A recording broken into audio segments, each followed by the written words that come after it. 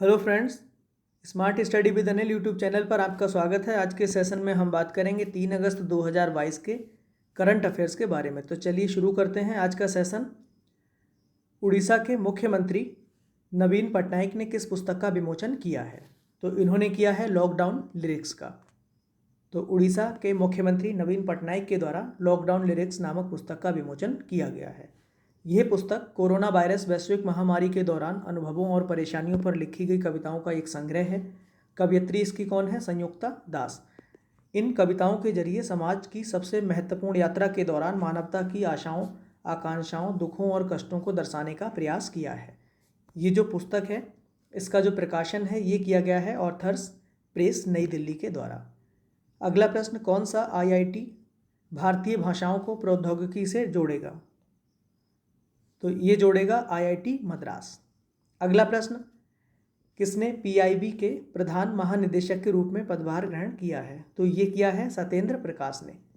भारतीय सूचना सेवा के वरिष्ठ अधिकारी सत्येंद्र प्रकाश को पत्र सूचना कार्यालय यानी कि PIB के प्रधान महानिदेशक के रूप में नियुक्त किया गया है। 1988 बैच के भारतीय सूचना सेवा IIS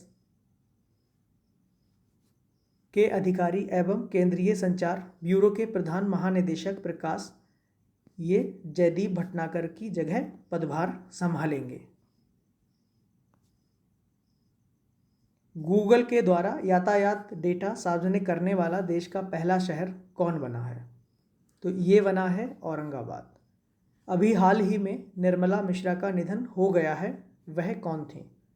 तो निर्मला मिश्रा ये एक प्रसिद्ध बंगाली गायिका थी। अगला प्रश्न, कनाडा के किस विद्वान को वर्ष 2021 के लिए विशिष्ट इंडोलॉजिस्ट के पुरस्कार से सम्मानित किया गया है? तो कनाडा के एक प्रसिद्ध विद्वान जिनको 2021 के लिए विशिष्ट इंडोलॉजिस्ट पुरस्कार से सम्मानित किया गया है, ये कौन है? Jeffrey Armstrong. अगला प्रश्न, हाल ही में फिलीपींस के किस पूर्व राष्ट्रपति का निधन हो गया है? तो फिलीपींस के पूर्व राष्ट्रपति इनका निधन हो गया है, ये कौन थे? Fidel Ramos. अगला प्रश्न, हर साल बर्ड लंग कैंसर डे कब मनाया जाता है? तो बर्ड लंग कैंसर डे ये मनाया जाता है 1 अगस्त को। तो अगस्त 1 बर्ड लंग कैंसर डे। आगे बढ़ते हैं, किस राज्य के मुख्यमंत्री ने 7 नए जिले बनाने की घोषणा की है? तो ये जो घोषणा है ये की है पश्चिम बंगाल के मुख्यमंत्री ममता बनर्जी ने। अगला प्रश्न, भारत के किस वायरस के संक्रमण के मामले सामने आने के बाद केंद्र सरकार के द्वारा एक टास्क फोर्स का गठन किया गया है? तो कौन सा वायरस संक्रमण है इसका मामला सामने आया है जिसके बाद केंद्र सरकार ने एक टास्क फोर्स का गठन किया है? तो ये है मंकी पॉक्स वायरस। अगला प्रश्न, अभी हाल ही में बराक भवन वन्य जीव अभ्यारण्य गठित करने का फैसला किस राज्य में किया गया है? तो ये किया गया है असम राज्य में। असम के बराक वैली में एक नया वन्य जीव अभ्यारण्य खोलने का निर्णय लिया गया है जिसका नाम बराक भवन वन्य जीव अभ्यारण्य रखा जाएगा। ये बराक रिवर और सोनाई रिवर के बीच में खोला जाएगा और यह 300 वर्ग किलोमीटर क्षेत्र में फैला होगा। इस क्षेत्र में slow loris, rhesus macaque, pigtailed macaque, stump tailed macaque, Assamese macaque, capped langur, hoolock gibbon पाए जाते हैं।